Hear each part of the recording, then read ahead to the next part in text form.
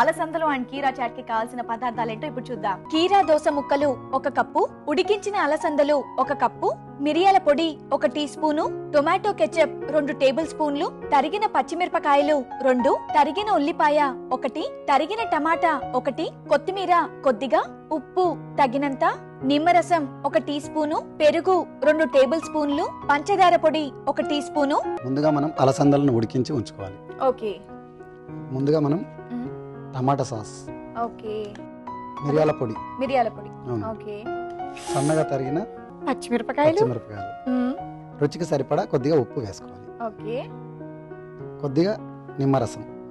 So ఈ chat మనకి ఆ చాట్ ఫీలింగ్ కలగాలని చెప్పేసి ఇవన్నీ యాడ్ చేస్తున్నారా? అవునండి.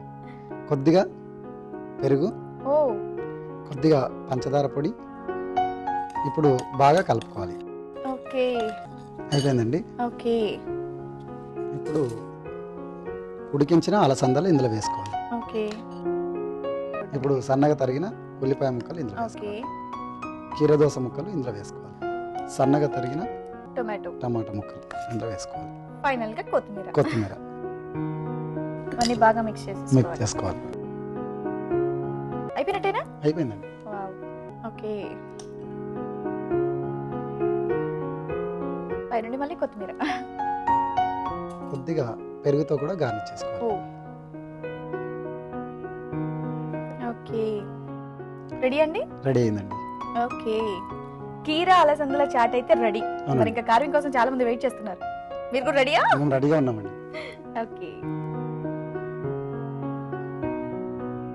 ఓ, చిన్న సొరకాయ ముక్క అండ్ క్యారెట్ మాత్రమే ఉంది. ఏం చేస్తానండి దీంతో? ఒక ఫ్లవర్. ఓకే. ఈ విధంగా చిన్న అంటే ముచ్చిగా భాగం తీసుకొని కట్ చేసి, ఓకే,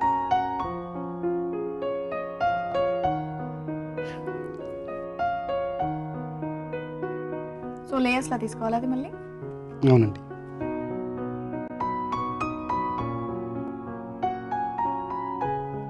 ఫస్ట్ అవి సైజ్ తీయడం వల్ల మనకి షేప్ అనేది కరెక్ట్ గా తెలుస్తుంది.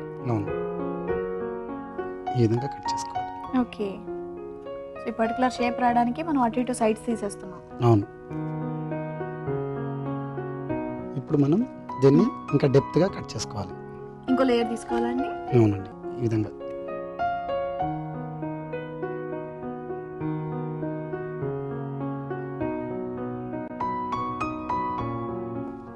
ఈ గ్రీన్ కలర్ లేయర్స్ ఏవైతే ఉన్నాయో అది మధ్యలో ఉంచి అంతా తీయడం వల్ల ఇది ఇలా బెండ్ అయిపోతుంది.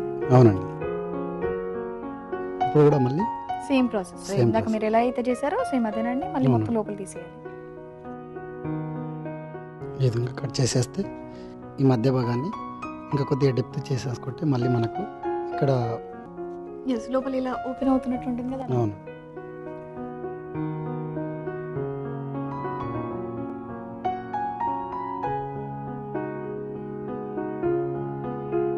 ఈ విధంగా కూడా ఇక్కడ నుంచి కొద్దిగా క్రాస్ కట్ చేస్తే ఆ షేప్ అనేది ఇంకా కొద్దిగా బాగా వస్తుంది.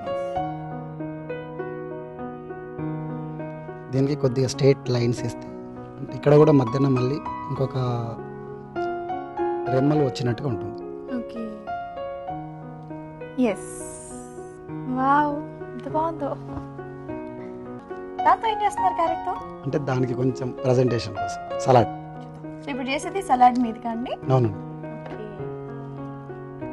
జస్ట్ ఈ విధంగా ఫింగర్ కట్ చేసుకుంటే చాలు.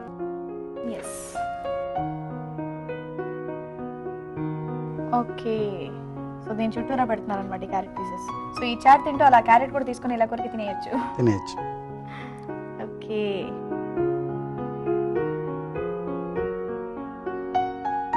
ఫ్లవర్ కూడా ఇందులో ఇలా పెట్టుకోవచ్చా? పెట్టుకోవచ్చు.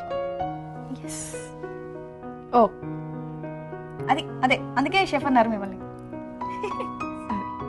కీరా అలసందల చాట్. ఓకే, కీరా అలసందల చాట్ రెడీగా నా చేతిలో ఉందండి.